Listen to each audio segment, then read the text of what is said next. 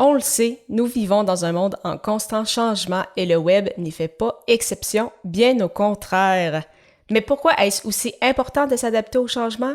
J'en parle dans les prochaines minutes. Les médias sociaux en affaires est votre rendez-vous hebdomadaire pour en connaître davantage sur les différents réseaux sociaux et les plateformes de création de contenu dans un contexte d'affaires. Chaque semaine, je, Amélie Delebel, répondrai à une question thématique qui vous permettra d'appliquer concrètement ces conseils pour votre entreprise. C'est parti!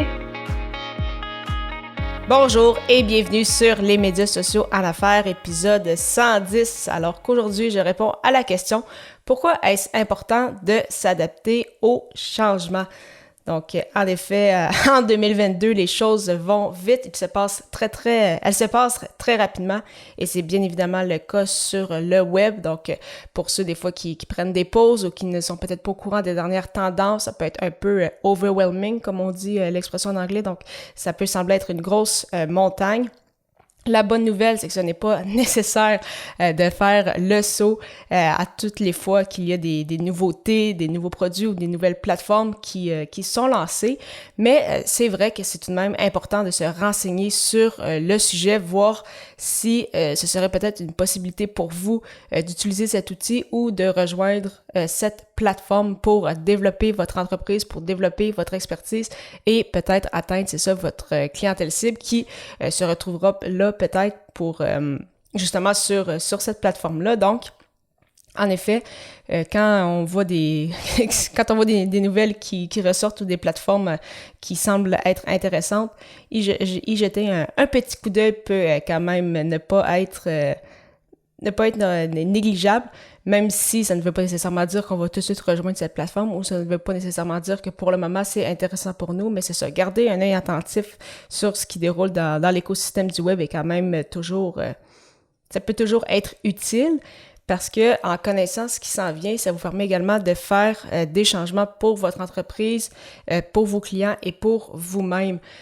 Donc justement, quand on sait un peu qu'est-ce qui se déroule, où est-ce que l'attention est tournée, par exemple, peut-être qu'il y a des nouvelles plateformes pour vous aider à mieux communiquer avec vos clients. Donc, je ne sais pas si vous l'aviez remarqué probablement, mais la fameuse plateforme Zoom qui a explosé depuis mars 2020. Donc, au départ, si vous aviez des rencontres 1 à 1, c'était une plateforme que vous pouviez utiliser tout à fait gratuitement. Et là, depuis les dernières semaines, les derniers mois, l'option de base, donc vous permet uniquement des rencontres gratuitement pendant 40 minutes. Donc, si vous étiez habitué d'avoir des coachings sur Zoom de 1 heure, ou si par exemple vous faisiez des entrevues justement pour votre podcast ou pour votre chaîne YouTube sur Zoom, eh bien, sachant maintenant que c'est limité à 40 minutes, probablement qu'il va falloir vous tourner vers des nouveaux outils. Si par exemple, je pense à Messenger, donc c'est une belle façon de communiquer avec son audience, par exemple, de créer des groupes sur Messenger, mais on sait quand même qu'on n'est pas à l'abri de certains peut-être problèmes techniques, comme on a vu par le passé avec Facebook et Instagram qui décidaient que plus rien ne fonctionnait pendant une certaine période de temps.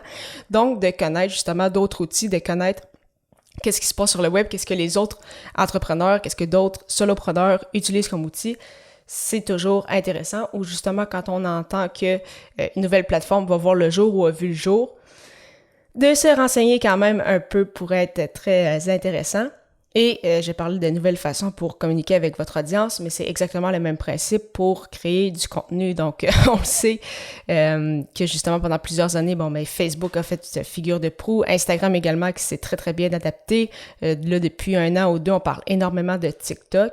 Donc, ça ne veut pas nécessairement dire que vous devez vous retrouver sur ces plateformes, mais quand même savoir qu'est-ce qu'il y en est, essayer de comprendre la plateforme, peut-être juste vous créer un compte personnel pour justement voir comment on crée du contenu.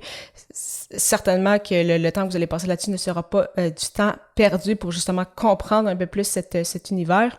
Et ça vous permet également de découvrir ce que vous aimez faire si finalement vous vous rendez compte en faisant des Reels sur Instagram ou justement des vidéos sur TikTok. Oui, vous sortez de votre zone de confort assurément pour beaucoup de gens, mais peut-être qu'en le faisant ça, vous allez réaliser à quel point que vous aimez ça, peut-être faire du montage, que vous aimez quand même ça, justement le format court, donc justement d'y aller avec votre créativité et donc vous allez peut-être trouver une nouvelle façon également de créer du contenu que vous aimez. C'est un peu la même chose avec les gens sur Clubhouse qui aiment beaucoup L'audio, vous pouvez décider maintenant ou non sur Clubhouse si vous souhaitez enregistrer une salle ou non. Vous devez avertir les gens qui participent dans ces fameuses salles-là. Mais il y en a beaucoup qui aiment beaucoup le principe justement de Clubhouse parce que vous ouvrez une salle, vous discutez d'une thématique X, vous échangez avec des gens. Et si vous décidez de ne pas enregistrer la salle, eh bien après ça disparaît. Donc, c'est une façon comme une autre d'échanger, de créer du contenu pour les gens qui vont être en direct, en live avec vous. Et il y en a qui ont débuté sur Clubhouse, qui ont vraiment adoré l'expérience de l'audio et qui par la suite, pour du contenu plus evergreen, donc qui allait perdurer dans le temps, se sont tournés vers le podcast. Mais ils n'auraient pas découvert le podcast s'ils n'avaient pas été sur l'application Clubhouse. Donc, c'est pourquoi que je répète, l'important c'est ça de découvrir de ce que vous aimez, essayer de sortir de votre zone de confort, de vous tenir au courant de ce qui se passe sur le web et qui sait, vous allez peut-être justement vous découvrir une nouvelle passion. Parlant justement de vous adapter et de connaître les dernières tendances sur le web, je lancerai prochainement un groupe pour des entrepreneurs, solopreneurs qui souhaitent être au courant des dernières tendances sur le web sans avoir à faire des heures de recherche parce que je vais les faire pour vous et vous livrerez ce contenu mensuellement sous forme de présentation pour ainsi vous aider à non seulement gagner du temps, mais connaître également les bonnes pratiques sur les réseaux sociaux ainsi qu'avec votre création de contenu, en plus de vous proposer des outils. Je répondrai également à toutes vos questions lors de ces séances. Si vous êtes intéressé, simplement me contacter par courriel au amelie-delobel31 @hotmail.ca et non .com. Donc, je sais que c'est un peu plus rare, mais vraiment .ca. Si jamais l'adresse courriel sera également dans les notes de cet épisode avec comme sujet de courriel « Libérer temps ».